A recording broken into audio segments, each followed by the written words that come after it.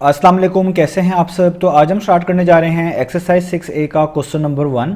तो मेरे पास ये थिंक न्यू सिलेबस मैथमेटिक्स की बुक 2 है और उसका ये हम चैप्टर नंबर 6 स्टार्ट करने जा रहे हैं जिसका नाम है फाइनेंशियल ट्रांजैक्शन। तो इस चैप्टर से रिलेटेड ये मेरी पहली वीडियो है जो मैं अपलोड कर रहा हूँ और आज हम इस वीडियो में क्वेश्चन नंबर 1 करेंगे एक्सरसाइज 6A का। तो मैंने इस चैप्टर के नेम से एक सेपरेट प्लेलिस्ट भी बनाई हुई है, उसका लिंक नीचे डिस्क्रिप्शन में दिया हुआ है ताकि आप लोगों को इस चैप्टर से रिलेटेड तमाम सोल्यूशन एक जगह पर आसानी से इसी प्लेलिस्ट में मिल सकें। इसके अलावा आपको डिस्क्रिप्शन में मेरे सोशल अकाउंट्स के लिंक यानी मेरी फेसबुक प्रोफाइल, मेरी इंस्टाग्राम प्रोफाइल और मेरा ईमेल आईडी भी मिल जाएगा। आप इन्हीं अकाउंट्स के थ्रू अपने क्वेश्चंस को, सजेशंस को मुझ तक भी पहुंचा सकते हैं। तो आइए स्टार्ट करते हैं क्वेश्चन नंबर 1 को। तो आपको क्वेश्चन नंबर 1 का इमेज सामने स्क्रीन पे नजर आ रहा है जिसमें एक टेबल बना हुआ है। अगर हम स्टेटमेंट को रीड करें तो स्टेटमेंट में लिखा हुआ है copy and complete the table. तो आपको कहा जा रहा है कि आपने जस्ट इस टेबल को कंप्लीट करके दिखाना है, यानी इस टेबल में जो बॉक्सेस एम्प्टी हैं आपने उन एम्प्टी बॉक्सेस की जगह पे उनका जो इन्फॉर्मेशन बनती है, उनकी जो वैल्यू बनती है वो यहाँ पर फिल करके दिखानी है। तो इसके लिए जरूरी है पहले हम इस टेबल को समझ लें कि इस टेबल में कौन कौन सी टर्म्स जो है मेंशन की गई हैं। तो अगर आप देखें सबसे पहले कॉलम में यहाँ पे लिखा गया है कॉस्ट प्राइस। अब आपको ये समझना है कि कॉस्ट प्राइस कहते किसको हैं। तो आपने ये चीज़ याद रखनी है कि किसी भी चीज़ को बनाने में जितनी आप कह लें कॉस्ट लगती है, जितने पैसे लगते हैं वही उसकी कॉस्ट प्राइस होती है। या आप कह लें किसी सर्विस को हासिल करने के लिए भी कोई चीज़ जो आपको कोई प्राइस के तौर पर चीज़ देनी पड़ रही होती है वो भी आपकी एक तरह की कॉस्ट प्राइस होती है। तो अगर आपने कोई भी चीज़ बनाई है, कोई भी चीज़ आप कह लें मैन्युफैक्चर की है, प्रोड्यूस की है, तो उस चीज़ को बनाने में जितनी आपके पैसे खर्च हुए हैं वो सारे के सारे मिलाकर उसकी कॉस्ट प्राइस को रिप्रेजेंट करते हैं। आगे आप देखते हैं कि सेलिंग प्राइस लिखा हुआ है सेकंड कॉलम में। सेलिंग प्राइस का मतलब होता है कि आपने कोई चीज कितने पैसों की बेची है। तो आप चीज जितने पैसों की बेचते हैं वो आपकी होती है सेलिंग प्राइस। अब जाहिर बात है जब आपने कोई चीज खरीदी और बेची होगी तो उस पर आपको दो ही चीजें मुमकिन है, या तो आपके पास प्रॉफिट हुआ होगा या आपके पास लॉस हुआ होगा या कोई भी चेंज नहीं आया होगा। तो प्रॉफिट कहते हैं कि जब आपको मुनाफा मिले, फायदा मिले, यानी आपने चीज कम पैसों की खरीदी थी लेकिन उसको बेच ज्यादा पैसों के लिए दिया, यानी आपकी कॉस्ट प्राइस कम थी लेकिन सेलिंग प्राइस ज्यादा थी, इसको बोलते हैं प्रॉफिट होना। लॉस कब होगा कि आपने चीज ज्यादा पैसों की खरीदी थी लेकिन आपने जब उसको बेचा तो बेचा कम पैसों में, यानी कॉस्ट प्राइस ज्यादा थी आपकी, सेलिंग प्राइस कम थी, तो इसको हम बोलेंगे आपको लॉस हुआ यानी नुकसान हुआ। अब इसी प्रॉफिट और लॉस को हम दो चीजों से, दो तरीकों से रिप्रेजेंट करते हैं परसेंटेज की फॉर्म में। हम प्रॉफिट को भी, लॉस को भी कॉस्ट प्राइस के लिहाज से भी परसेंटेज की फॉर्म में रिप्रेजेंट कर सकते हैं और हम प्रॉफिट को, लॉस को सेलिंग प्राइस के लिहाज से भी परसेंटेज की फॉर्म में रिप्रेजेंट कर सकते हैं। ये एक ऐसी बात ही है कि जैसे आप अगर किसी भी आप कह लें सब्जेक्ट में कोई मार्क्स लेते हैं तो एक तो आपके ओरिजिनल मार्क्स होते हैं जो आप बता रहे होते हैं कि फॉर एग्जाम्पल आपके मैथ्स में 80 आए हैं आउट ऑफ 100 या 70 आए हैं आउट ऑफ 100, और दूसरा तरीका ये भी होता है कि आप उसको परसेंटेज की फॉर्म में भी बता रहे होते हैं कि आपके 70% या 80% मार्क्स आए हैं। इसी तरीके से प्रॉफिट और लॉस के साथ भी है कि आप प्रॉफिट को परसेंटेज की फॉर्म में लिख सकते हैं कॉस्ट प्राइस के लिहाज से भी, और इसी तरह लॉस को भी परसेंटेज की फॉर्म में लिख सकते हैं कॉस्ट प्राइस के लिहाज से ही, और इसी तरीके से प्रॉफिट लॉस को आप परसेंटेज की फॉर्म में सेलिंग प्राइस के लिहाज से भी लिख सकते हैं। तो बेसिकली यहां पर आपको इस टेबल में कॉस्ट प्राइस गिवन है, सेलिंग प्राइस किसी चीजों की गिवन है, प्रॉफिट लॉस आपने बेसिकली देखें सारे बॉक्सेस एम्प्टी है नीचे, ये आपको फाइंड आउट करना पड़ेगा, और profit slash loss as a percentage of cost price कहीं पे दी हुई है, कहीं पे बॉक्स एम्प्टी है, और इसी तरह लास्ट वाला कॉलम पूरा एम्प्टी है यानी profit loss as a percentage of selling price तो आपको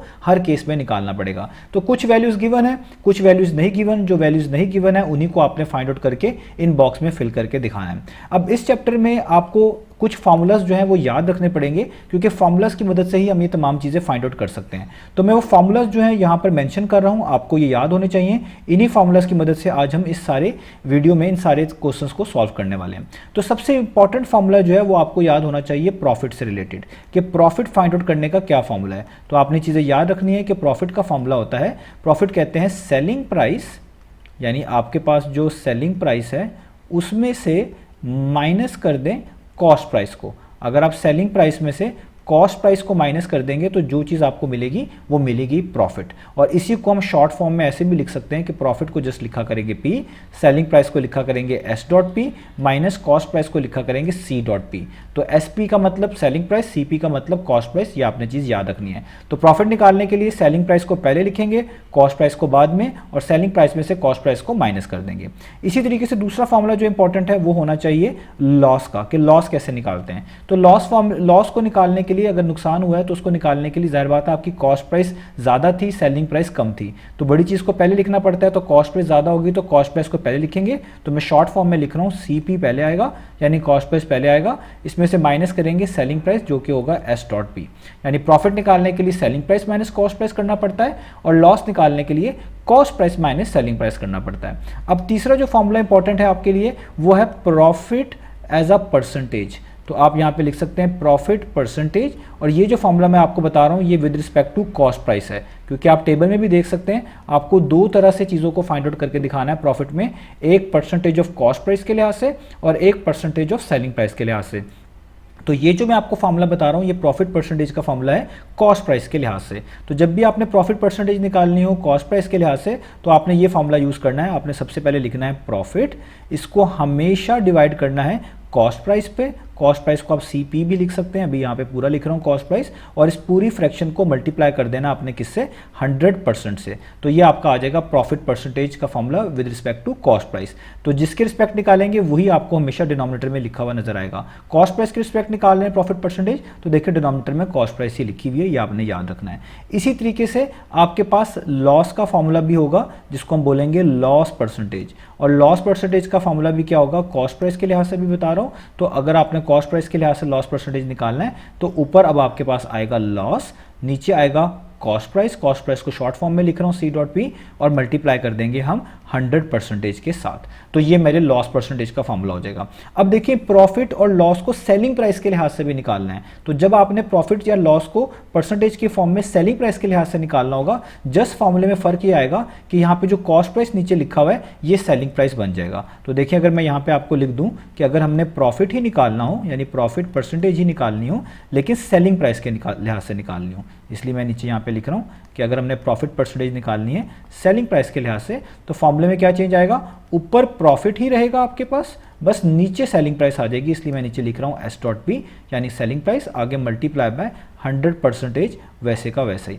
और इसी तरीके से लॉस में भी होगा कि अगर आपने लॉस परसेंटेज फाइंड आउट करनी है वो भी किसके लिहाज से, सेलिंग प्राइस के लिहाज से, तो हम यहाँ पे लिखेंगे सेलिंग प्राइस। तो फॉर्मूले में क्या चेंज आएगा, ऊपर अब लॉस आ जाएगा क्योंकि लॉस परसेंटेज निकाल रहे हैं, नीचे सेलिंग प्राइस आ जाएगा और मल्टीप्लाई बाय 100% वैसे का वैसे ही रहेगा।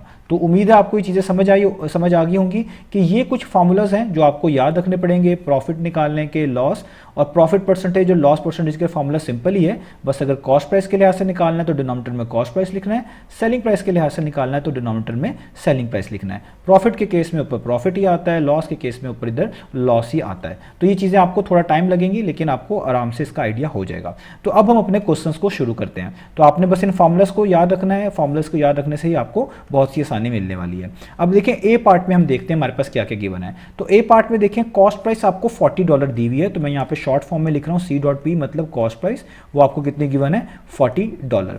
आगे आप देखिए सेलिंग प्राइस के नीचे लिखा हुआ है $45, तो आप यहाँ पे लिखेंगे S.P वो कितनी गिवन है आपको $45।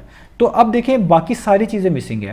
प्रॉफिट स्लैश लॉस का मतलब है अगर प्रॉफिट हो रहा है तो प्रॉफिट निकाल के दिखाएं, लॉस हो रहा है तो लॉस निकाल कर दिखाएं। इस तरह ही जब प्रॉफिट हुआ होगा तो आगे प्रॉफिट परसेंटेज निकालनी पड़ेगी कॉस्ट प्राइस के लिहाज से और आगे प्रॉफिट परसेंटेज निकालनी पड़ेगी सेलिंग प्राइस के लिहाज से। तो पहले आपने यहाँ से डील करना है कि आपको एक कॉस्ट प्राइस और सेलिंग प्राइस को देखकर क्या मालूम होता है कि यहाँ पे प्रॉफिट हो रहा है या लॉस हो रहा है। तो मैंने आपको बताया था जब भी सेलिंग प्राइस बड़ी हो कॉस्ट प्राइस से तो हमेशा प्रॉफिट होता है, यानी अगर आपने चीज़ महंगी बेची है और खरीदी सस्ती थी तो इसका मतलब आपको प्रॉफिट हुआ है, आपको फायदा हुआ है। तो देखिए यहाँ पे किसी चीज़ को $45 का बेचा जा रहा है और खरीदा $40 का गया था, यानी सेलिंग प्राइस ज़्यादा है कॉस्ट प्राइस कम है, तो आपको इसका मतलब क्या हुआ है प्रॉफिट। तो आपको इस थर्ड कॉलम में प्रॉफिट निकालना पड़ेगा। तो प्रॉफिट निकालने का फॉर्मूला क्या होगा, प्रॉफिट का फॉर्मूला आप यहाँ पे देख सकते हैं मैंने लिखा हुआ है। सबसे पहले प्रॉफिट का फॉर्मूला है selling price minus cost price, आप लिखेंगे selling price minus cost price और जस्ट वैल्यूज को पुट कर देंगे। प्रॉफिट को मैं P से रिप्रेजेंट कर रहा हूँ, सेलिंग प्राइस कितनी गिवन है $45, आप यहाँ पे लिख सकते हैं $45 माइनस कॉस्ट प्राइस कितनी गिवन है $40। आप ये डॉलर का सिंबल यहाँ पे ना भी यूज़ करें तो भी ठीक है अभी फिलहाल, लेकिन आंसर में ज़रूर यूज़ करिएगा। तो प्रॉफिट कितना आ जाएगा, 45 में से 40 माइनस कर दें तो आपके पास कितना आ जाएगा जस्ट $5। इसका मतलब सिर्फ $5 का प्रॉफिट यहाँ पर हुआ है। तो ये हमने पहली चीज़ फाइंड आउट कर ली। तो आप ऊपर वाले कॉलम में ये जो प्रॉफिट है आपने फाइंड आउट किया, इसकी जगह पे लिख दें $5 का प्रॉफिट हुआ है। अब देखिए जब प्रॉफिट होगा तो आगे से भी प्रॉफिट ही फाइंड आउट करना होगा, तो अब हमने प्रॉफिट ही निकालना है लेकिन परसेंटेज ऑफ कॉस्ट प्राइस से, क्योंकि लॉस नहीं निकाल सकते क्योंकि लॉस हुआ नहीं है। तो इसलिए हम यहाँ पे अब निकालेंगे प्रॉफिट, या आप लिखेंगे यहाँ पे प्रॉफिट एज अ परसेंटेज, ये शॉर्ट फॉर्म में मैं लिख रहा हूँ, ऑफ कॉस्ट प्राइस। तो पहले उन्होंने यही मांगा हुआ हमसे कि प्रॉफिट निकालें परसेंटेज ऑफ कॉस्ट प्राइस के लिहाज से। तो फॉर्मूला यहाँ पे गिवन है 3 वाला, ये 3rd वाला फॉर्मूला आपको पता है हम यूज़ करना पड़ेगा हमें। तो ऊपर आएगा profit, P stand for profit, नीचे आएगा कॉस्ट प्राइस और मल्टीप्लाई किससे कर देंगे हम 100% के साथ। तो अब हम यहाँ पे जिस वैल्यूज़ को पुट करेंगे, प्रॉफिट 5 दिया हुआ है तो प्रॉफिट की जगह पे 5 लिख दें। कॉस्ट प्राइस कितनी थी, कॉस्ट प्राइस $40 थी, ऊपर मेंशन भी है आप देख सकते हैं, तो यहाँ पे लिख दें 40 और मल्टीप्लाई का साइन और 100 वैसे का वैसे ही और साथ परसेंटेज का सिंबल वैसे का वैसे ही, क्योंकि आपने आंसर परसेंटेज में देना है तो आपने परसेंटेज के सिंबल को कुछ भी नहीं चेंज करना, बाकी चीज़ों को सॉल्व करना है। मैं जल्दी से सॉल्व कर देता हूँ, आपको कैलकुलेशन आती है। तो 5 डिवाइडेड बाय 40 मल्टीप्लाई बाय आप 100 करेंगे तो आपके पास आ जाएगा 25/2।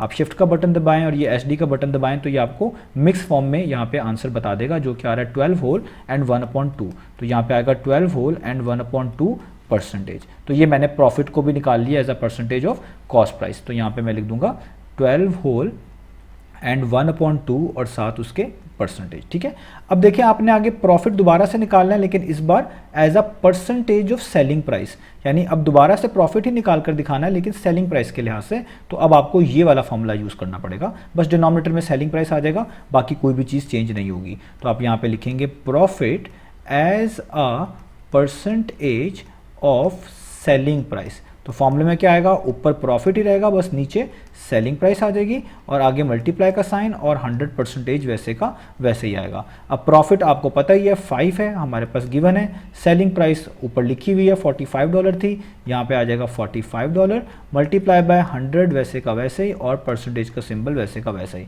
अब कैलकुलेटर में जस्ट जहाँ पे 40 लिखा हुआ था इसकी जगह पे सेलिंग प्राइस आ जाएगा यानी 45 आ जाएगा। तो आपका आंसर आता है 100/9। शिफ्ट का बटन दबाएं और उसके बाद ये SD वाला बटन दबाएंगे तो इसकी भी मिक्स फ्रैक्शन आ जाएगी, जो कि बनती है 11 होल एंड 1/9%। तो ये हो गया 11 होल एंड 1/9%। तो हमने profit as a percentage of selling price भी निकाल लिया। तो हम यहाँ पे लिख देते हैं 11 होल 1/9 और साथ परसेंटेज। तो देखिए मैंने ए पार्ट कंप्लीट जो है यहाँ पर कर लिया। तो उम्मीद है आपको ये पार्ट समझ आ गया होगा। अब चलते हैं इसके नेक्स्ट पार्ट की तरफ। तो अब हम स्टार्ट कर लेते हैं पार्ट नंबर बी को। तो पार्ट नंबर बी में आप देखें आपको कॉस्ट प्राइस गिवन है $600। तो आप यहाँ पे लिखेंगे C.P यानी कॉस्ट प्राइस, वो आपको कितने गिवन है $600। इसके बाद आप देखें आगे सेलिंग प्राइस कितनी गिवन है आपको $480। तो आप लिखेंगे S.P यानी सेलिंग प्राइस, जो कि कितनी है आपके पास $480। और आगे आपको प्रॉफिट या लॉस निकालना है। पहले आपको यहाँ पे जजमेंट करनी पड़ेगी कि आपको प्रॉफिट हो रहा है या लॉस हो रहा है। तो अगर आपकी सेलिंग प्राइस की वैल्यू बड़ी हो कॉस्ट प्राइस से तो आपको प्रॉफिट हो रहा होता है, अगर आपकी सेलिंग प्राइस की वैल्यू छोटी हो कॉस्ट प्राइस से तो आपको लॉस हो रहा होता है। तो देखिए यहाँ पर किसी चीज़ को $480 का बेचा गया है, जबकि एक तरह की उसकी कॉस्ट कितनी बनती थी, आप कह लें एक तरह का खरीदा कितने का गया होगा, तो वो गया होगा $600 का। यानी बेचा सस्ता गया है और चीज़ की कॉस्ट ज़्यादा थी, तो इसका मतलब यहाँ पे लॉस हो रहा है। तो इसलिए आपको यहाँ पर थर्ड वाले कॉलम में लॉस फाइंड आउट करना होगा। तो लॉस का फॉर्मूला क्या होगा, हम यहाँ पे लिखेंगे लॉस का फॉर्मूला आपको पता है, यहाँ पे लिखा हुआ है, वो होता है कॉस्ट प्राइस में से माइनस कर दें सेलिंग प्राइस। तो आप जस्ट यहाँ पे क्या लिखेंगे, कॉस्ट प्राइस आपके पास है $600 और सेलिंग प्राइस आपके पास है $480। तो आप 600 में से 480 को क्या कर देंगे, माइनस कर देंगे। तो 600 माइनस 480 हम करेंगे तो हमारे पास आ जाएगा 120। तो हम यहाँ पे लिख देंगे कि हमारे पास लॉस आ गया $120 का, यानी $120 का नुकसान हुआ है। तो ऊपर कॉलम में भी जहाँ पे ये प्रॉफिट लॉस वाला कॉलम है, इसकी जगह पे आप क्या लिख देंगे $120, यानी $120 का क्या हो गया, लॉस हो गया। अब अगर क्योंकि लॉस हुआ है तो आगे भी आपको फिर लॉस की परसेंटेज ही निकालनी होगी। तो अब आपको लॉस की परसेंटेज निकालनी है कॉस्ट प्राइस के लिहाज से। तो हम यहाँ पे लिखेंगे कि loss as a percentage of cost price. और आपको फॉर्मूला मैंने बता दिया है, उसका फॉर्मूला क्या होता है यहाँ पे लिखा हुआ भी है, ये फॉर्मूला नंबर 4 कि आपको सबसे पहले लॉस लिखना है, उसको डिवाइड करना है हमेशा कॉस्ट प्राइस पे और मल्टीप्लाई कर देना है 100% के साथ। तो लॉस आपको $120 का हुआ है, ऊपर लिखेंगे $120, कॉस्ट प्राइस 600 थी तो आप यहाँ पे लिख देंगे 600 और मल्टीप्लाई कर देंगे 100% के साथ। परसेंटेज के सिंबल को आपने चेंज बिल्कुल भी नहीं करना, वो वैसे ही रहेगा, बाकी चीज़ों को सॉल्व कर लीजिएगा। तो 120 डिवाइडेड बाय 600 और आगे मल्टीप्लाई बाय 100, तो हमारे पास कितना आ गया 20। इसका मतलब 20% लॉस बनता है कॉस्ट प्राइस के लिहाज से। अब आगे हम यहाँ पे इसको फिल भी कर देते हैं कि ये 20% हमारे पास हो गया और उसके बाद आपने दोबारा से लॉस ही निकालना है क्योंकि लॉस ही हुआ है किसके लिहाज से, परसेंटेज के, सेलिंग प्राइस की परसेंटेज, सेलिंग प्राइस के लिहाज से इन टर्म्स ऑफ परसेंटेज। तो अब आप दोबारा से ही लिखेंगे, अब आप लिखेंगे loss as a percentage of selling price. इस बार सेलिंग प्राइस के लिहाज से लिखेंगे। फॉर्मूला क्या होगा, ऊपर आएगा loss, L stands for loss, नीचे इस बार आ जाएगा सेलिंग प्राइस, मल्टीप्लाई का साइन वैसे ही और आगे 100% वैसे का वैसे ही। तो लॉस आपको हुआ है $120 का और सेलिंग प्राइस इस बार कितनी थी वो ऊपर गिवन है $480, तो आप लिख देंगे 480 और इसको मल्टीप्लाई कर देंगे 100% के साथ। आपको ये सिंप्लीफिकेशन आती है, आप जस्ट इधर फ्रैक्शन में लिख सकते हैं 120 डिवाइडेड बाय 480 और इस सारी चीज़ को मल्टीप्लाई कर दें 100 के साथ, तो कितना आ गया 25%। इसका मतलब 25% का लॉस बनता है सेलिंग प्राइस के लिहाज से।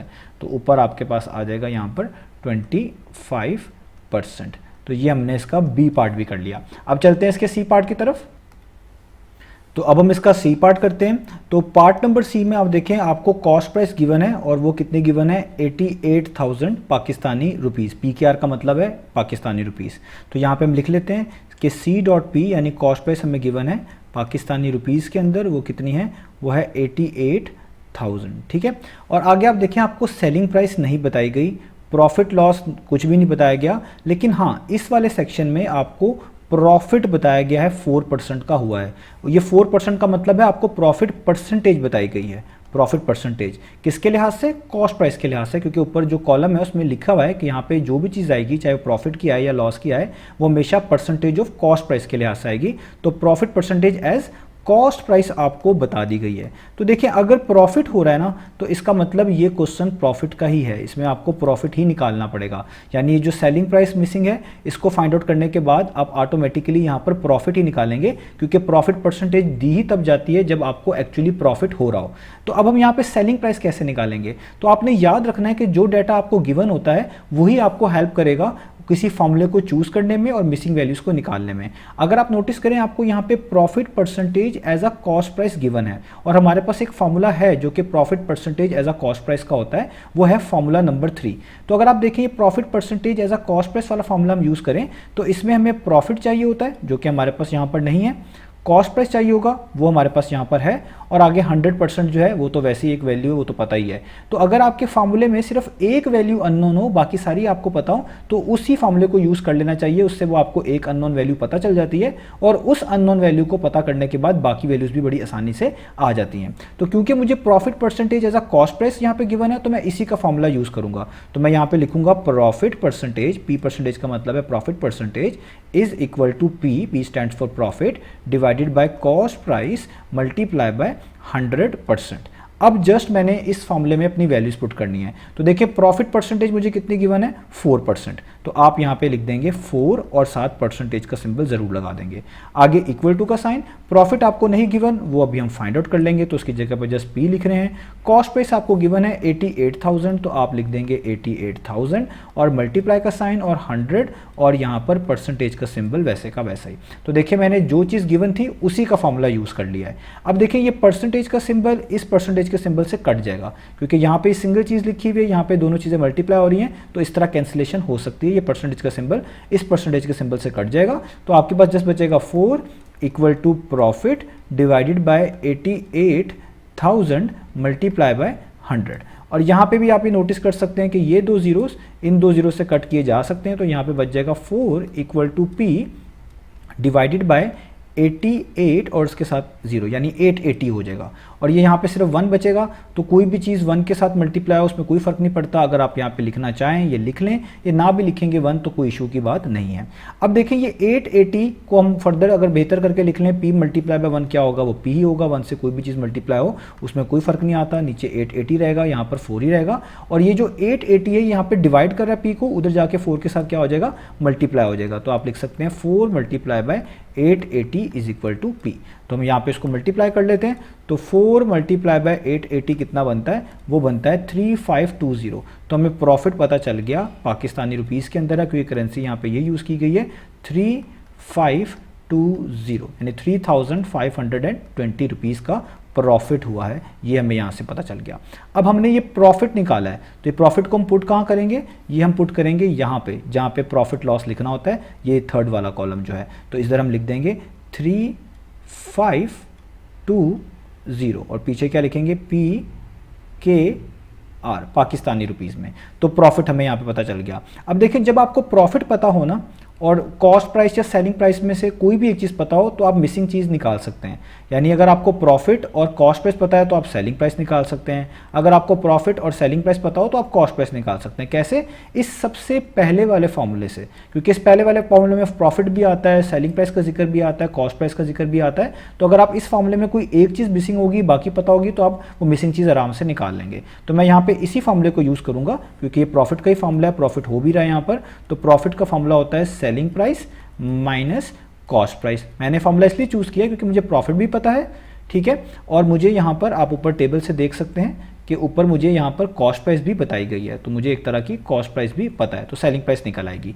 तो मैं यहाँ पे प्रॉफिट की जगह पे क्या लिखूंगा, ये 3520 इक्वल टू सेलिंग प्राइस मुझे जो है फाइंड आउट करके दिखानी है, तो मैं यहाँ पे सेलिंग प्राइस की जगह पे S.P लिखूंगा, माइनस कॉस्ट प्राइस मुझे गिवन थी 88,000 पाकिस्तानी रुपीज़। ये ऊपर आप देख सकते हैं, ये ऊपर आपको टेबल में 88,000 कॉस्ट प्राइस गिवन है। तो बड़ी आसानी से सेलिंग प्राइस निकल आ जाएगी। ये माइनस है, ये वहाँ जाके क्या हो जाएगा, वैल्यू प्लस हो जाएगी, यानी ये वैल्यू हो जाएगी 3520 प्लस 88,000 और यहाँ पे हमारे पास क्या बचेगा, जस्ट सेलिंग प्राइस। अब आप जस्ट इनको ऐड कर दें तो आपके पास सेलिंग प्राइस भी पाकिस्तानी रुपीज़ में आ जाएगी। तो हम यहाँ पे ऐड कर देते हैं 3520 में 88,000, तो ये मैंने ऐड कर दिया, तो ये आ गया 91520।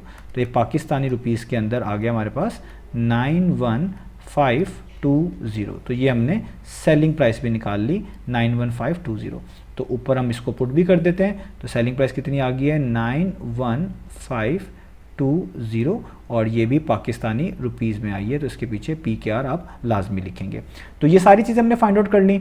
अब हमारे पास जस्ट ये लास्ट वाला कॉलम रह गया जिसमें आपने प्रॉफिट या लॉस को परसेंटेज ऑफ सेलिंग प्राइस के लिहाज से निकालना है। क्योंकि ये क्वेश्चन प्रॉफिट का है तो यहाँ पे भी आपको प्रॉफिट ही निकालना पड़ेगा और सेलिंग प्राइस के लिहाज से निकालना पड़ेगा। तो आपको फॉर्मूलाज ऊपर लिखे हुए हैं, आपको याद हो गए होंगे कि अगर आपने प्रॉफिट परसेंटेज निकालना हो सेलिंग प्राइस के लिहाज से तो ऊपर आता है प्रॉफिट, नीचे आता है सेलिंग प्राइस और इस सारी फ्रैक्शन को मल्टीप्लाई कर दिया जाता है 100% के साथ।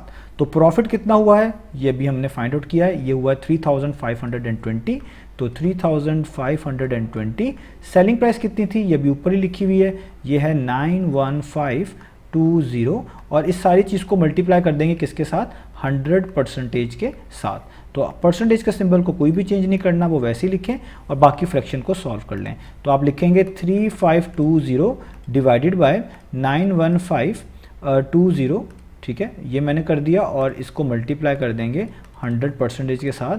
तो ये 50/13 आ रहा है, तो शिफ्ट का बटन दबाएं, उसके बाद ये SD वाला बटन दबाएं, तो ये आपकी मिक्स फ्रैक्शन में आंसर आ जाएगा 3 होल 11/13, 3 होल 11/13%। तो ये हमने लास्ट वाला भी कॉलम को फिल कर लिया, तो ये आ गया 3 होल 11/13 और ये इन टर्म्स ऑफ परसेंटेज है। तो ये देखिए ये मैंने ये वाला पार्ट भी कर लिया। तो इस तरीके से आपने फार्मूलाज को चूज़ करना है और फार्मूलाज को चूज़ करके अपनी मिसिंग वैल्यूज़ को फाइंड आउट कर लेना है। ये हो गया सी पार्ट। अब चलते हैं इसके नेक्स्ट पार्ट की तरफ। तो अब हम स्टार्ट कर लेते हैं पार्ट नंबर डी को। तो पार्ट नंबर डी में आप देख सकते हैं कॉस्ट प्राइस आपको गिवन है 5680 पाकिस्तानी रुपीज़। तो यहाँ पे लिख देंगे C.P हमें गिवन है और वो कितनी है पाकिस्तानी रुपीज़ में, वो है 5680। और आगे सेलिंग प्राइस भी मिसिंग है, प्रॉफिट लॉस का भी सेक्शन मिसिंग है, और आगे आपको लॉस बताया हुआ है। और आप नोटिस करें लॉस जिस वाले सेक्शन में लिखा हुआ है, ऊपर लिखा हुआ है कि यहाँ पे इस सेक्शन के अंदर इस कॉलम में वही प्रॉफिट या लॉस आएगा जो कि परसेंटेज ऑफ कॉस्ट प्राइस होगा। तो यहाँ पे लॉस बताया हुआ है, इसका मतलब ये क्वेश्चन के अंदर आपको लॉस से रिलेटेड इन्फॉर्मेशन निकालनी पड़ेगी, क्योंकि लॉस परसेंटेज तभी दी जाती है जब एक्चुअली लॉस हो रहा हो। और ये जो लॉस आपको दिया हुआ है, ये दिया हुआ है as a percentage of cost price, ऊपर मेंशन भी है। तो इसका मतलब ये वैल्यू आपको गिवन है, वो कितनी है 22.5%। तो जिस तरह पिछला क्वेश्चन किया था वैसे ही आप करेंगे कि जो आपको डाटा गिवन होता है आपने उसी डाटा से चूज करना होता है कि कौन सा फॉर्मूला बेस्ट रहेगा मिसिंग वैल्यूज को निकालने के लिए। तो यहाँ पे आपको loss percentage of cost price given है, और आप देख सकते हैं यहाँ पे ये फॉर्मूला नंबर 4, ये भी loss percentage of cost price का फॉर्मूला है। इसमें आपको लॉस नहीं पता लेकिन कॉस्ट प्राइस भी पता है और 100% भी पता है। तो अगर आपके फॉर्मूला में सारी चीज़ों में से सिर्फ एक चीज़ अननोन हो, जैसे यहाँ पे लॉस अननोन है, तो उस फॉर्मूले को यूज़ करके आप वो अननोन वैल्यू निकाल लिया करें, और उस अननोन वैल्यू की मदद से आपको बाकी वैल्यूज भी पता चल जाया करेंगी। तो हम यहाँ पे ये loss percentage of cost price का फॉर्मूला यूज़ करने वाले हैं, क्योंकि इसी की वैल्यू हमें दी भी गई है। तो हम यहाँ पे लिखेंगे loss percentage as cost price. इसका फॉर्मूला क्या होगा आपको पता है, इसका फॉर्मूला होगा, ऊपर आता है loss, L stands for loss, नीचे आएगा कॉस्ट प्राइस, और इसको मल्टीप्लाई कर देंगे किसके साथ, 100% के साथ। अब इसमें वैल्यूज पुट कर दें तो लॉस ऐसा परसेंटेज ऑफ कॉस्ट प्राइस आपको कितना गिवन है 22.5%। तो आप यहाँ पे लिख दें 22.5%। लॉस आपको नहीं गिवन, वो आपको फाइंड आउट करना है, तो लॉस वैसे ही छोड़ दें।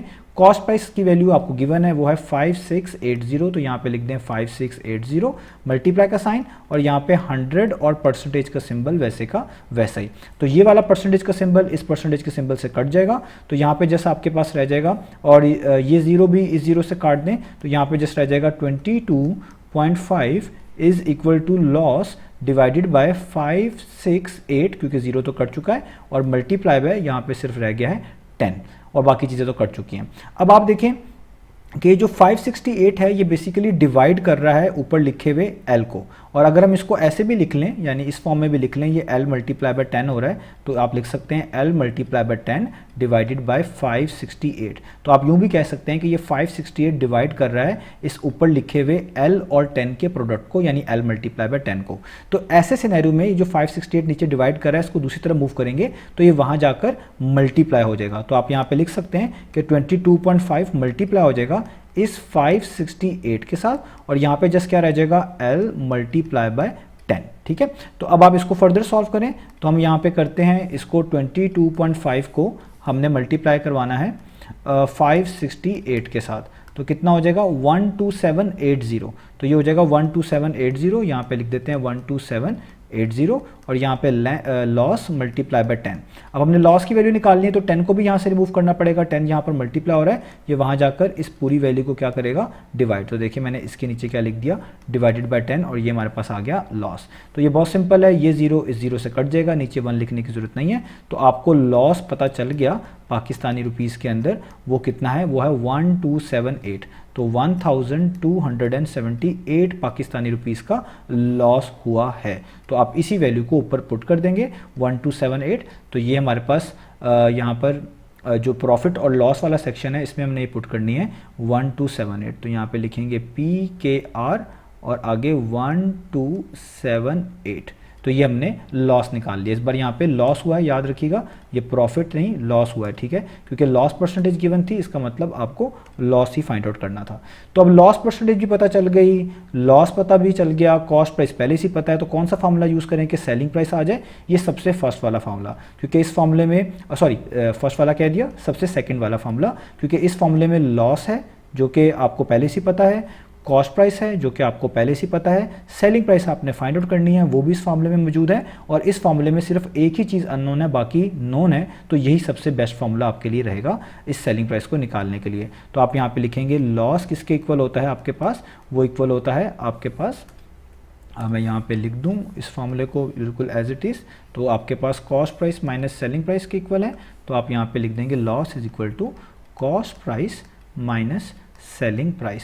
अब आपके पास लॉस की वैल्यू ऊपर लिखी हुई है, वो है 1278, वो लॉस के नीचे पुट कर दें, कॉस्ट प्राइस आपके पास अराउंड थी 5680, तो आप यहाँ पे लिख दें 5680। सेलिंग प्राइस तो आपने फाइंड आउट करके दिखानी है, तो वो आप वैसे की वैसे ही लिख दें। अब हम इसको सॉल्व करेंगे। अब देखें ये 5680 के पीछे कोई साइन नहीं है, यानी एक तरह का प्लस है, तो आप ये कह सकते हैं कि ये पूरी की पूरी चीज़ ऐड हो रही है इस नेगेटिव ऑफ सेलिंग प्राइस में।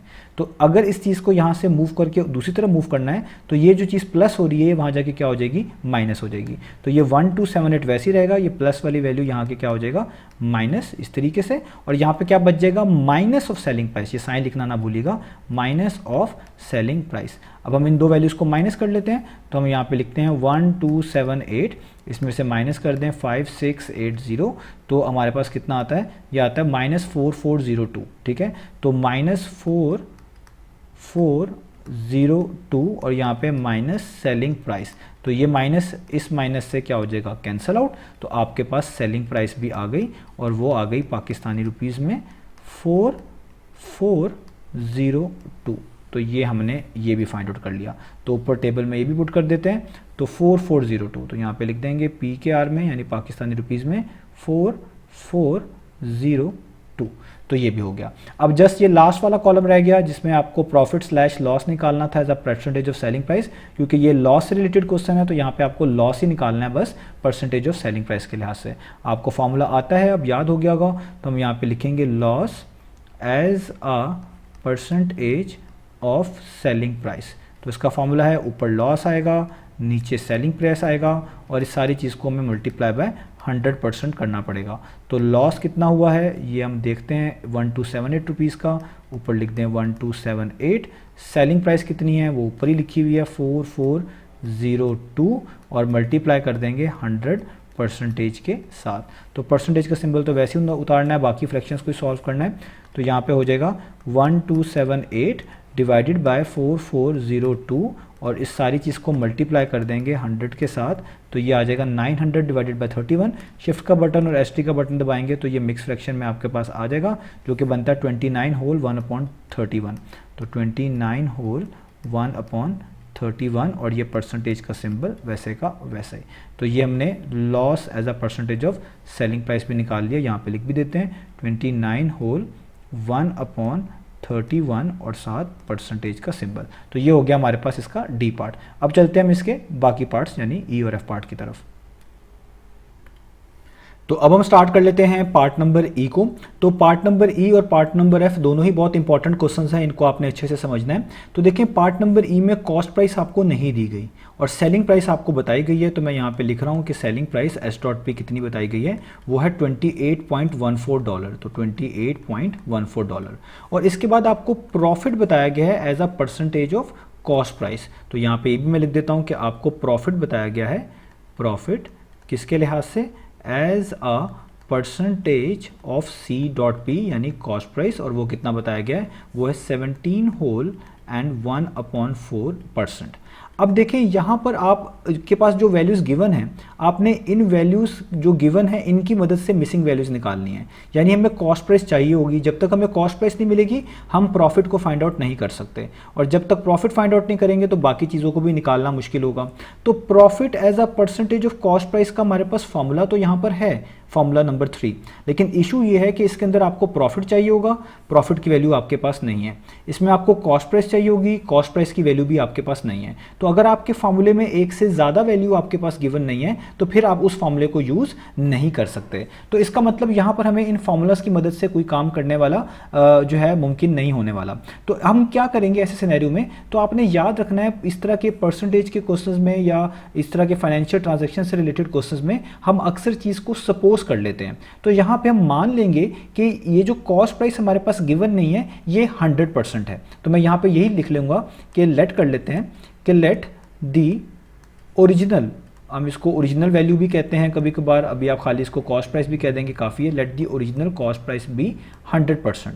हमने मान लिया कि ये जिस चीज़ का भी डाटा हमें दिया गया है, जिस चीज़ की भी सेलिंग प्राइस और profit as a percentage of cost price given है, इस चीज़ की जो कॉस्ट प्राइस ओरिजिनली थी ना वो कितनी थी 100%। तो हम किसी भी चीज़ की ओरिजिनल वैल्यू को 100% जब मानते हैं तो यहाँ पर 100% का मुराद उससे ओरिजिनल वैल्यू लिया जाता है। यहाँ पे हमने कॉस्ट प्राइस को माना है तो कॉस्ट प्राइस जो ओरिजिनली बनती थी उसको हमने 100% कहा है। तो आप किसी भी चीज़ को किसी भी चीज़ की ओरिजिनल वैल्यू को आप 100% कंसिडर कर सकते हैं, इससे आपको आसानी मिल सकती है। तो हम मान लेते हैं कि यहाँ पे जो कॉस्ट प्राइस थी वो कितनी थी 100%। अब देखिए अगर प्रॉफिट हुआ है तो प्रॉफिट कितना हुआ है, वो हुआ है 17 होल 1/4%। तो इसका मतलब ये हुआ कि ये चीज़ की ओरिजिनली वैल्यू ये थी, लेकिन इसमें प्रॉफिट भी हुआ। प्रॉफिट कब होता है कि जब आपने एक चीज़ जितने की आपको कॉस्ट कर रही हो उससे महंगी आपने बेच दी हो, यानी कुछ और पैसे एक्स्ट्रा आपने कॉस्ट प्राइस के ऊपर लेकर उसको बेचा हो। तो अगर ओरिजिनल प्राइस 100% है और प्रॉफिट 17 होल 1/4% हुआ है तो आपने 100 और 17 होल 1/4% को ऐड कर देना है,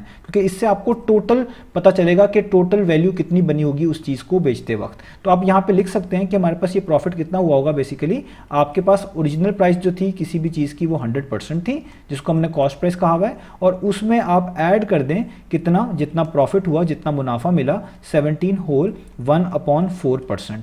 तो जब आप 100% में 17 होल 1/4% ऐड करेंगे तो ये बन जाएगा 117, यानी 100 + 17 117, और आगे ये 1 होल 1/4 होल वैसे ही, ये मैंने थोड़ा सा गलत लिख दिया, इसको मैं सही लिख देता हूँ। तो यहाँ पे लिख देंगे 117 1 होल 117 और 1/4%। ठीक है, तो इसका मतलब अब ये एक तरह की फाइनल वैल्यू आ गई। इस वैल्यू के अंदर ओरिजिनल कॉस्ट प्राइस भी है और इस वैल्यू के अंदर प्रॉफिट भी शामिल है। अब अगर मैं इतना परसेंटेज निकाल लूं कॉस्ट प्राइस का तो मुझे कौन सी प्राइस मिलनी चाहिए? ऑब्वियस बात है, मुझे सेलिंग प्राइस मिलनी चाहिए, क्योंकि इस परसेंटेज के अंदर कॉस्ट प्राइस भी शामिल है और सेलिंग प्राइस भी शामिल है। तो इन सारी प्राइस को हम शामिल कर लेंगे तो ये जो प्राइस बनेगी ये एक्चुअली वो प्राइस होगी जितने पे आपने कोई चीज़ बेची होगी। देखिए आपने कितनी कोई चीज़ खरीदी उसको कहते हैं कॉस्ट प्राइस, उसमें आपने प्रॉफिट भी शामिल कर दिया। तो जितने की खरीदी, प्रॉफिट तो तभी हुआ होगा ना जब आपने उसको किसी चीज़ पे किसी प्राइस पर बेचा होगा। तो प्रॉफिट शामिल करने के बाद जो प्राइस आपके पास बनी होगी वो एक तरह की उसकी सेलिंग प्राइस को रिप्रेजेंट कर रही होगी, कि जितने की खरीदी थी और जितने का उसमें मुनाफा कमाया। तो इन दोनों प्राइस को आप मिलाएंगे तो ये एक तरह की आपके पास सेलिंग प्राइस की इंफॉर्मेशन देगी कि आपने इस दोनों की प्राइस को मिलाकर जितनी प्राइस होगी उतने पे चीज़ बेची होगी, तभी जाकर तो आपको कॉस्ट प्राइस भी वापस मिल गई और कुछ एक्स्ट्रा पैसे भी वापस मिल गए। तो ये जो परसेंटेज आ रही है ये बेसिकली आपकी इंफॉर्मेशन को रिप्रेजेंट कर रही है सेलिंग प्राइस की। तो आप इस चीज़ को ऐसे लिख सकते हैं कि अगर हम 117 होल 1/4% निकाल लें किसका, उसकी कॉस्ट प्राइस का जो उस चीज़ की थी, तो हमें क्या मिलनी चाहिए, हमें सेलिंग प्राइस पता चलनी चाहिए। तो देखिए सेलिंग प्राइस आपको गिवन है, तो आप यहाँ पे क्या लिखेंगे 117 1/4% ऑफ CP यानी cost price is equal to selling price. Selling price आपको कितने गिवन है, वह $28.14। तो आप यहाँ पे लिख देंगे $28.14। तो बस आपने इसी चीज़ का ख्याल रखना है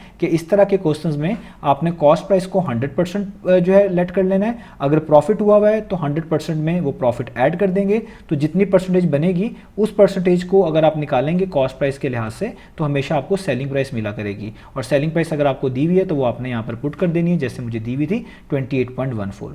अब मैं यहाँ से फाइंड आउट क्या करना चाहता हूँ, मैं फाइंड आउट करना चाहता हूँ कॉस्ट प्राइस, और कॉस्ट प्राइस को मैंने क्या लेट किया हुआ है 100%, यानी मुझे यहाँ पर इस 117 होल एंड 1/4% की जगह पर 100% चाहिए। तो जब आपको यहाँ पर 100% चाहिए तो पहले आपको यहाँ पर इस वैल्यू को हटाना पड़ेगा। आप ये इस तरह समझ लीजिएगा कि ये वैल्यू एक तरह की मल्टीप्लाई हो रही है, इस वैल्यू को दूसरी तरफ मूव करूंगा तो ये वहाँ जाकर डिवाइड हो जाएगी। यानी यहाँ पे जो ये लिखा हुआ है 28.14, इसको आप डिवाइड कर देंगे इस पूरी वैल्यू से, यानी 117 होल एंड 1/4 से, और यहाँ पे सिर्फ क्या बच जाएगा, ये पूरी वैल्यू चली गई है तो इस पूरी वैल्यू की जगह पे कुछ नहीं बचा, यानी 1 बच गया।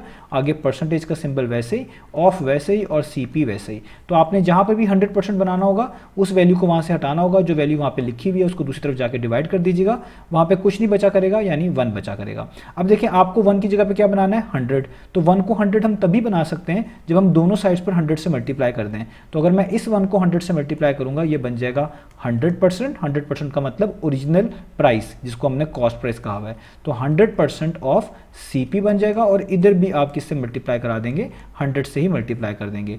तो इस सारी वैल्यू को इस तरह लिखेंगे और इसको भी मल्टीप्लाई किससे कर देंगे, 100 के साथ। ठीक है, इधर भी 100 से कर दिया, इधर भी 100 से कर दिया। तो अब आप इस वैल्यू को कैलकुलेटर में लिख लें, आपके लिए आसानी हो जाएगी। तो आप लिखेंगे 28.14 डिवाइडेड बाय, ये मिक्स फ्रैक्शन है तो आप इसको मिक्स फ्रैक्शन में लिख सकते हैं, 117, आगे 1 ऊपर और नीचे 4, और इस सारी चीज़ को हम मल्टीप्लाई कर देंगे किसके साथ, 100 के साथ।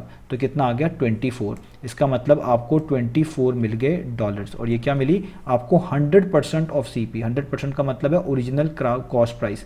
तो आप यहाँ पे लिख देंगे आपको क्या मिल गई, कॉस्ट प्राइस। तो आपको $24 की कॉस्ट प्राइस यहाँ पे मिल रही है। तो इसका मतलब यहाँ पे जो ये पहली टेबल में कॉस्ट प्राइस गिवन थी, कितनी बनती थी, ये गिवन थी 24, ये 24 बनती थी। तो हमने यहाँ पे देखें कॉस्ट प्राइस भी फाइंड आउट कर ली। तो आपको ये प्रोसेस बस याद रखना है कि आपने कॉस्ट प्राइस को 100% कंसीडर करना है। अगर प्रॉफिट हुआ है तो 100% में प्रॉफिट ऐड कर देना है। तो जो वैल्यू आपके पास परसेंटेज की आएगी वो आपकी टोटल वैल्यू को रिप्रेजेंट कर रही होगी। टोटल वैल्यू से मुराद यहाँ पर ये है जिसमें कॉस्ट प्राइस भी शामिल है और जितने की आपने चीज़ बेची है प्रॉफिट में, वो प्रॉफिट भी शामिल है। और प्रॉफिट और कॉस्ट प्राइस को मिला लें तो वो सेलिंग प्राइस बन जाती है। तो इसलिए आपने ये पूरी परसेंटेज जो निकाली होगी, तो अगर आप इसको कॉस्ट प्राइस के लिहाज से देखेंगे तो ये सेलिंग प्राइस के इक्वल आनी चाहिए। तो आपने that percent of cost price equal to selling price ही लिखना है। सेलिंग प्राइस आपको गिवन है वो वहाँ पे लिख देना है, और ये जो परसेंटेज आपको चाहिए इसकी जगह पर आपको 100 लाना होगा, क्योंकि 100% रिप्रेजेंट करता है आपकी कॉस्ट प्राइस को। तो इसको 100 बनाने के लिए पूरी वैल्यू वहाँ जाके डिवाइड हो जाएगी, यहाँ पे सिर्फ 1 रह जाएगा। 1 को 100 बनाने के लिए दोनों तरफ 100 से मल्टीप्लाई करेंगे तो जो वैल्यू मिलेगी उसी को हम बोलेंगे कॉस्ट प्राइस। ये ओरिजिनल वैल्यू होगी, 100% वैल्यू होगी, जिसको आपने ऊपर ही कॉस्ट प्राइस कहा हुआ था। तो अब आपको कॉस्ट प्राइस पता चल गया, तो जाहिर बात है ये प्रॉफिट का क्वेश्चन है, सेलिंग प्राइस भी गिवन है, कॉस्ट प्राइस भी गिवन है, तो प्रॉफिट तो आप बड़ी आराम से निकाल सकते हैं, क्योंकि प्रॉफिट ही यहाँ पर प्रॉफिट परसेंटेज ही दी गई थी। तो प्रॉफिट का फॉर्मूला हम यहाँ पे लिख लेते हैं। प्रॉफिट का फॉर्मूला होता है selling price minus cost price. तो सेलिंग प्राइस आपके पास कितनी है, वो अभी थी 28 point something, I think so $28.14। आप यहाँ पे लिख दें $28.14, और कॉस्ट प्राइस आपके पास कितनी है वो अभी आपने फाइंड आउट कर ली है, वो है 24। ठीक है, अब आपने जस्ट इन दोनों वैल्यूज को सब्ट्रैक्ट करना है और आपका आंसर आ जाएगा। यानी 28.14 में से आपको माइनस करना है 24 को, तो ये आपके पास अराउंड आ जाएगा 4.14 डॉलर। तो ये आपको आपका प्रॉफिट भी पता चल गया। तो ऊपर आप लिख देंगे यहाँ पे प्रॉफिट की जगह पे 4.14 डॉलर्स। ठीक है, अब एंड पे आपको प्रॉफिट निकालना है as a percentage of selling price, उसका फॉर्मूला भी आपको पता है। तो आप यहाँ पे लिखेंगे प्रॉफिट, ठीक है, यहाँ पे आएगा profit as a percentage of selling price. तो उसके फॉर्मूले में ऊपर आएगा प्रॉफिट, नीचे आएगा सेलिंग प्राइस, और इस सारे को मल्टीप्लाई करेंगे 100% के साथ। प्रॉफिट आपके पास लिखा हुआ है 4.14 डिवाइडेड बाय सेलिंग प्राइस, ये यहाँ पे लिखी हुई है 28.14, और इसको मल्टीप्लाई कर देंगे किसके साथ, 100% के साथ। तो ये हम कैलकुलेटर में जल्दी से कर लेते हैं। तो यहाँ पे आपके पास आएगा 4.14 डिवाइडेड बाय 28.14, और इसको मल्टीप्लाई कर देंगे किसके साथ, 100 के साथ। तो इक्वल टू का सिंबल प्रेस करने से ये फ्रैक्शन आ रही है, शिफ्ट का बटन दबाएं, SD का बटन दबाएं, तो ये आपके पास आ गई 14 होल। यहाँ पे आप लिखें 14 होल, और आगे क्या है 334 डिवाइडेड बाय 469, 334 डिवाइडेड बाय 469%। तो ये हमने इसको यहाँ पर कैलकुलेट कर लिया। तो ये हमने profit as a percentage of selling price जो है हमने कैलकुलेट किया है। अब हम इसको यहाँ पे लिख भी देते हैं ऊपर। तो ये हमारे पास आ गया 14 होल यहाँ पर, ठीक है, आगे 334, ठीक है, डिवाइडेड बाय कितना था 469 और परसेंट, 469 और परसेंट। तो ये हमारा ई पार्ट भी हो गया। तो उम्मीद है आपको ये ई पार्ट भी समझ आ गया होगा। अब चलते हैं इसके लास्ट पार्ट की तरफ। जी, एक चीज़ मैं आपको बताना भूल गया इसके आंसर से रिलेटेड, कि आप इस आंसर को 14.7% भी लिख सकते हैं। ऊपर भी जितने भी आंसर्स फ्रैक्शन में उनको आप डेसिमल फॉर्म में भी लिख सकते हैं। आप देख सकते हैं कैलकुलेटर में ये पूरी वैल्यू डेसिमल फॉर्म में लिखी जाए तो 14.7% के अराउंड बनती है। तो आप इसको 14.7% भी लिख देंगे तो वो भी ठीक है, यानी ये लिख लें या आप इसको 14.7% लिख लें, दोनों के मीनिंग सेम है। ऊपर वाली वैल्यूज़ को भी आप परसेंटेज की फॉर्म में लिख सकते हैं, इससे कन्फ्यूज़ ना होइएगा। तो अब एफ पार्ट करते हैं हम। तो अब हम कर लेते हैं इसका लास्ट पार्ट स्टार्ट। तो लास्ट पार्ट है पार्ट नंबर एफ। तो पार्ट नंबर एफ में भी आपको कॉस्ट प्राइस नहीं दी गई, बिल्कुल पार्ट नंबर ई की तरह। सेलिंग प्राइस आपको दी गई है, वही हम यहाँ पे लिख लेते हैं, वो है $506.85 और आपको यहाँ पर लॉस दिया गया है। लॉस परसेंटेज देने का मतलब है यहाँ पे लॉस का सिनेरियो है, लॉस हो रहा है। और ये जो लॉस परसेंटेज दी है ये भी किसके लिहाज से दी है, एज अ कॉस्ट प्राइस दी है। तो आप यहाँ पे लिखेंगे एज अ कॉस्ट प्राइस। तो इस क्वेश्चन को भी आपने 7% का लॉस है तो 7% यहाँ पे लिख देते हैं। तो इस क्वेश्चन को भी आपने ई पार्ट की तरह करना है। आप loss percentage as a cost price का फॉर्मूला यहाँ पर देख सकते हैं। इसमें आपको लॉस रिक्वायर्ड होगा वो आपको नहीं पता, कॉस्ट प्राइस रिक्वायर्ड होगी वो आपको नहीं पता। तो अगर एक फॉर्मूले में एक से ज़्यादा वैल्यू नहीं पता तो उसको यूज़ करने का फ़ायदा नहीं है। तो मैंने आपको बताया था इस तरह के क्वेश्चन में जहाँ पे आपके पास कॉस्ट प्राइस मिसिंग हो और प्रॉफिट या लॉस में से as a percentage of cost price कोई चीज़ गिवन हो, तो यहाँ पर आप अपनी कॉस्ट प्राइस को 100% के तौर पर फर्ज कर लेंगे। तो यहाँ पर भी हम मान लेते हैं कि let the cost price be 100%। तो हम मान लेते हैं कि ये कॉस्ट प्राइस कितनी है, 100% है।